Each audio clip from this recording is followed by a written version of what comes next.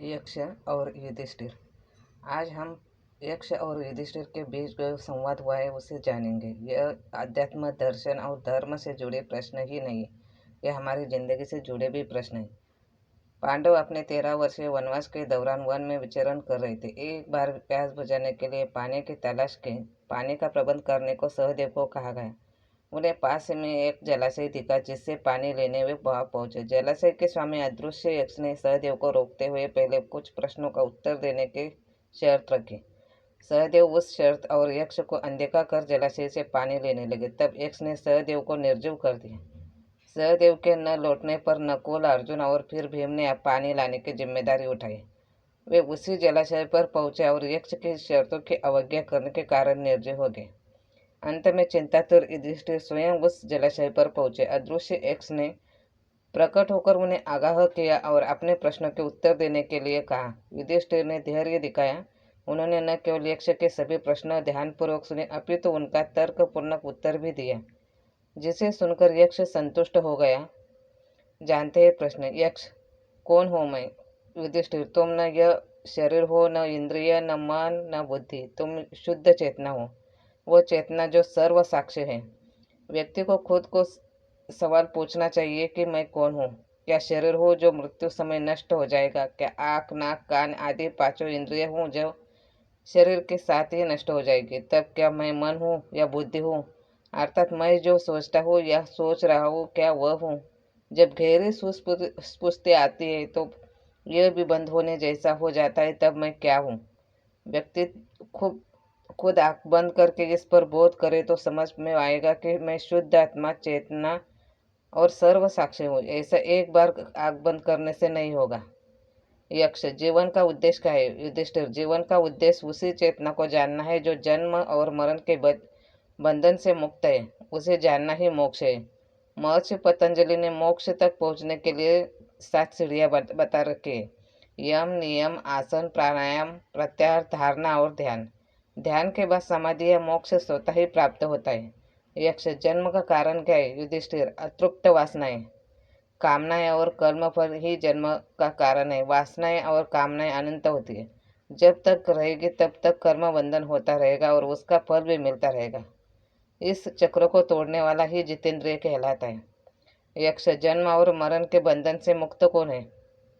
युधिष्ठिर: जिससे स्वयं को, उस आत्मा को जान लिया, वह जन्म और मरण के बंधन से मुक्त होता है। मैं कौन हूँ और मेरा असली स्वरूप क्या है, इस सत्य को जानने वाला ही मरण और जन्म और मृत्यु के चक्र से मुक्त हो जाता है। यह जानने के लिए अष्टांग योग का पालन करना चाहिए। यक्ष: वासना और जन्म का संबंध क्या है? युधिष्ठिर: जैसी वासनाएं वैसा जन्म। वासनाएं का अर्थ व्यापक है। यह चित्त की एक दशा है। हम जैसा सोचते हैं वैसे बन जाते हैं।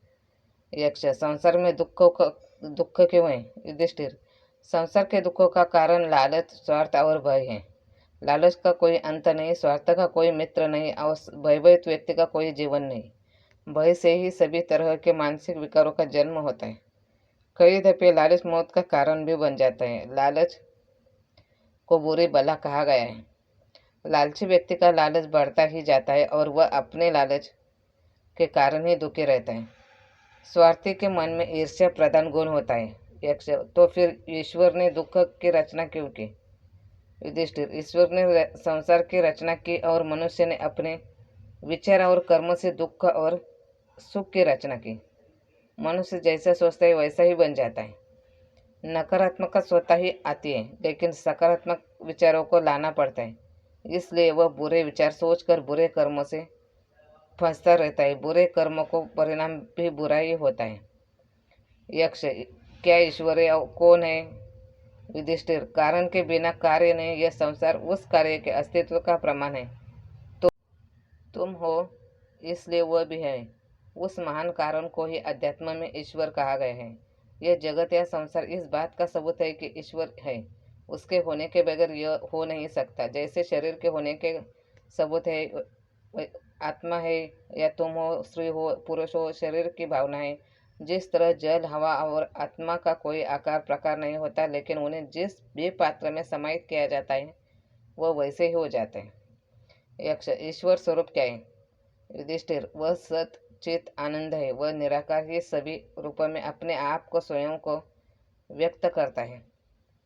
यक्ष वह अनाकार यानी कि निराकार स्वयं करता क्या है? युधिष्ठिर वह ईश्वर संसार की रचना, पालन और संहार करता है।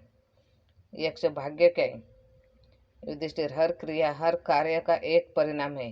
परिणाम अच्छा भी हो सकता है, बुरा भी हो सकता है। यह परिणाम ही भाग्य है। आज का प्रयत्न कल का भाग्य है। बहुत से लोग भाग्यवादी होते हैं। भाग्य के भरोसे रहने वाले के मन में नकारात्मकता का जन्म भी होता है। बहुत से लोग जिंदगी भर इसी का दुख मनाते हैं कि हमारे भाग्य में नहीं था इसलिए हमें नहीं मिला। ऐसे लोग कभी सुखी नहीं रहते हैं। भाग्य के होने के बहुत सबूत इसलिए दिए जाते हैं क्योंकि वे लोग कर्म के सिद्धांत को अच्छे से नहीं समझते नहीं है। यक्ष सुख और शांति का रहस्य क्या है? युधिष्ठिर सत्य, सदाचार, प्रेम और क्षमा सुख का कारण है। असत्य, अनाचार, घृणा और क्रोध का त्याग शांति का मार्ग है। असत्य बोलकर व्यक्ति दुख, चिंता या तनाव में रहने लगता है। बुरा व्यवहार करके भी व्यक्ति सुखी नहीं रह सकता। यक्ष चित्त पर नियंत्रण कैसे संभव है? युधिष्ठिर इच्छाएं, कामनाएं चित्त में उद्वेग उत्पन्न करती हैं। इच्छाओं पर विजय चित्त पर विजय है। इच्छाएं अनंत होती है। एक इच्छा के पूरी होने के बाद दूसरी जागृत हो जाती है। वे इच्छाएं दुखदायी होती हैं जो उद्वेग उत्पन्न करते हैं। न भोग, न दमन, वरण, जागरण, इच्छाओं के प्रति सजग रहकर ही उन पर विजय प्राप्त की जा सकती है। यक्ष आसक्ति क्या है? युधिष्ठिर प्रेम में मांग, अपेक्षा, अधिकार आसक्ति है। यक्ष नशा क्या है? युधिष्ठिर आसक्ति। यक्ष मुक्ति क्या है? युधिष्ठिर अनासक्ति। आसक्ति के विपरीत ही मुक्ति है। यक्ष बुद्धिमान कौन है? युधिष्ठिर जिसके पास विवेक है। यक्ष चोर कौन है? युधिष्ठिर इंद्रियों के आकर्षण जो इंद्रियों को हर लेते हैं वह चोर है। यक्ष नरक क्या है? युधिष्ठिर इंद्रियों के दास्ता नरक है। यक्ष जागते हुए भी कौन सोया हुआ है? युधिष्ठिर जो आत्मा को नहीं जानता वो जागते हुए भी सोया हुआ है। यक्ष कमल के पत्ते में पड़े जल की तरह अस्थायी क्या है? युधिष्ठिर यौवन, धन और जीवन। यक्ष दुर्भाग्य का कारण क्या है? युधिष्ठिर मद और अहंकार। यक्ष सौभाग्य का कारण क्या है? युधिष्ठिर सत्संग और सबके प्रति मैत्री भाव। यक्ष सारे दुखों का नाश कौन कर सकता है? युधिष्ठिर जो सब छोड़ने को तैयार है। यक्ष मृत्यु पर्यंत यातना कौन देता है? युधिष्ठिर गुप्त रूप से किया गया अपराध। यक्ष दिन रात किस बात का विचार करना चाहिए? युधिष्ठिर सांसारिक सुखों की क्षण भंगुरता का। यक्ष संसार को कौन जीतता है? युधिष्ठिर जिसमें सत्य और श्रद्धा है। यक्ष भय से मुक्ति कैसे संभव है? युधिष्ठिर वैराग्य से। यक्ष मुक्त कौन है? युधिष्ठिर जो अज्ञान से परे है। यक्ष अज्ञान क्या है? युधिष्ठिर आत्मज्ञान का अभाव अज्ञान। यक्ष दुखों से मुक्त कौन है? युधिष्ठिर जो कभी क्रोध नहीं करता। यक्ष वह क्या है जो अस्तित्व में है और नहीं भी? युधिष्ठिर माया। यक्ष माया क्या है? युधिष्ठिर नाम और रूपधारी नाशवान जगत। यक्ष परम सत्य क्या है? युधिष्ठिर ब्रह्मा। यक्ष मनुष्य के साथ कौन देता है? युधिष्ठिर धैर्य ही मनुष्य का साध्य होता है। अपनी इंद्रियों पर नियंत्रण रखना ही धैर्य है। कुछ लोग बगैर विचार किए हुए बोलते, सोचते, कार्य करते हैं। उतावलापन यह दर्शाता है कि आप बुद्धि नहीं, भावना और भावुकता के अधीन हैं। ऐसे लोग जीवन में नुकसान ही उठाते हैं। यक्ष स्थायित्व किसे कहते हैं? धर्म क्या है? स्नान किसे कहते हैं? और दान का वास्तविक अर्थ क्या है? युधिष्ठिर अपने धर्म में स्थिर रहना ही स्थायित्व है। अपने इंद्रियों पर नियंत्रण रखना ही धैर्य है। मनोमालिन्य का त्याग करना ही स्नान है। यक्ष भूमि से भारी चीज क्या है? युधिष्ठिर संतान को कोख में धरने वाली माँ। भूमि से भी भारी होती है। माँ का कर्ज कभी चुकाया नहीं जा सकता। हमें इस संसार में लाने वाली माता ही होती है। माता के प्रति किसी भी प्रकार से कटु वचन बोलने वाला कभी सुखी नहीं रह सकता। माता को हिंदू धर्म में सर्वोच्च स्थान प्राप्त है। यक्ष आकाश से भी ऊंचा कौन है? युधिष्ठिर पिता। पिता आकाश से भी ऊंचा पिता इसलिए होता है क्योंकि वह आपके लिए एक छत्र की भूमिका निभाता है।